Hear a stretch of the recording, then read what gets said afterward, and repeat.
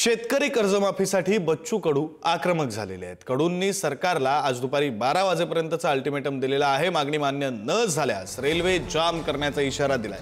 कर्जमाफी घेतल्याशिवाय माघार नाही अशी भूमिका बच्चू कडू यांनी घेतली। आपले प्रतिनिधी जितेंद्र शिंगाडे या संदर्भात बोलण्यासाठी आपल्यासोबत जोडले गेलेले आहेत। अधिकचे तपशील त्यांच्याकडून घेऊ। जितेंद्र,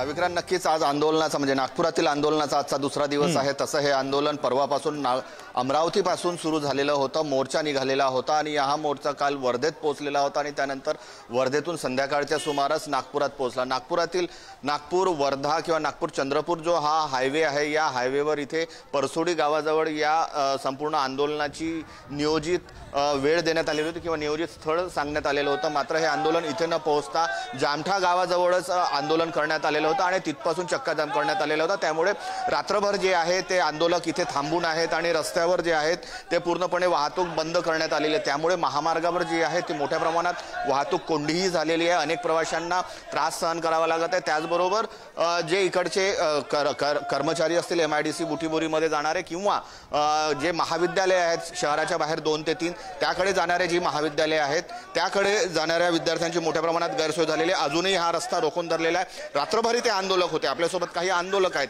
सांगा, रात्रभर तुम्ही इथे होते, रात्र कशी काढली तुम्ही? सर, रात्री 3:30 वाजेपर्यंत आम्ही चक्का जाम केला, पण तरी पोलीसवाल्यांनी खूप त्रास दिला आम्हाला। पण आम्ही सहनशीलता ठेवता त्यांना काही त्रास न देता अत्यावश्यक सेवा ॲम्ब्युलन्स आली, पाण्याच्या जेवणाचे टँकर झाले त्यांची, ते आम्ही जाऊ दिले।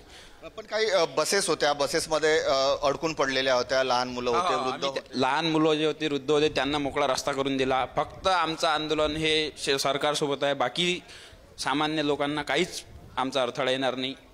सरकारशी आमची जे काही आहे आमची हे सरकारसोबतच आहे, बाकी आम्हाला कोणाशी काही रोष नाही आहे। तुम्ही रात्रभर इथे थांबलेले होते, आजचा दुसरा दिवस निघालेला आहे। आज 12 वाजेपर्यंत अल्टिमेटम दिलेला आहे बच्चू भाऊंनी, नाहीतर रेल्वे रोको देखील करणार। कधीपर्यंत तुम्ही इथे थांबण्याची तयारी करून आले? आम्ही तसं 8 दिवसही थांबू किंवा 10 दिवसही थांबू। आम्ही सर्व आमच्या तयारीने आलो। आम्ही आमची जेवणाची व्यवस्था सर्व रस्त्यावरच करून टाकू।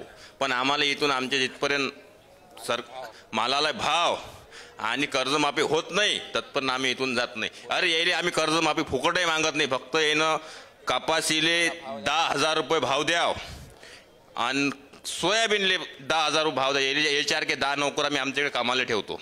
तर आपण पाहिलेलं आहे की आंदोलक जे आहेत ते आपल्या भूमिकेवर ठाम आहे। जोपर्यंत कर्जमाफीची घोषणा होत नाही किंवा मालाला जो कापूस असेल, सोयाबीन असेल किंवा जे कृषी उत्पन्न आहेत त्याला योग्य भाव मिळत नाही, तोपर्यंत आंदोलनावर आम्ही ठाम असल्याची भूमिका आंदोलकांची आहे। रात्रभर हे आंदोलक इथेच रस्त्यावर जिथे जागा मिळेल तिथे झोपून होते। आता आंदोलन पुन्हा सुरू होणार आहे। रस्ता पूर्णपणे जाम आहे। नागपूर वर्धा किंवा नागपूर हैदराबाद हा महामार्ग आहे आणि या महामार्गावर हा चक्काजाम आंदोलन आज सुरू केलेलं। जर 12 वाजेपर्यंत मागण्या पूर्ण केल्या नाही तर बाजूलाच काही अंतरावर इथे रेल्वे रोड आहे, जो पूर्व पश्चिम आणि उत्तर दक्षिण असा रेल्वेचा महत्त्वपूर्ण मार्ग नागपुरातून जातो।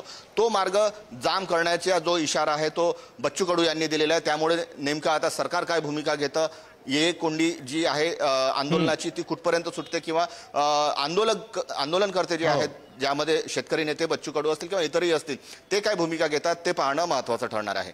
विक्रांत, जितेंद्र, मोर्चा संदर्भातले आणि सरकार काय भूमिका घेते या संदर्भातले अपडेट्स वेळोवेळी घेत राहू। तुर्तास धन्यवाद तुम्ही दिलेल्या या सगळ्या सविस्तर माहितीसाठी आणि आंदोलकांचं म्हणणं प्रेक्षकांपर्यंत पोहोचवण्यासाठी।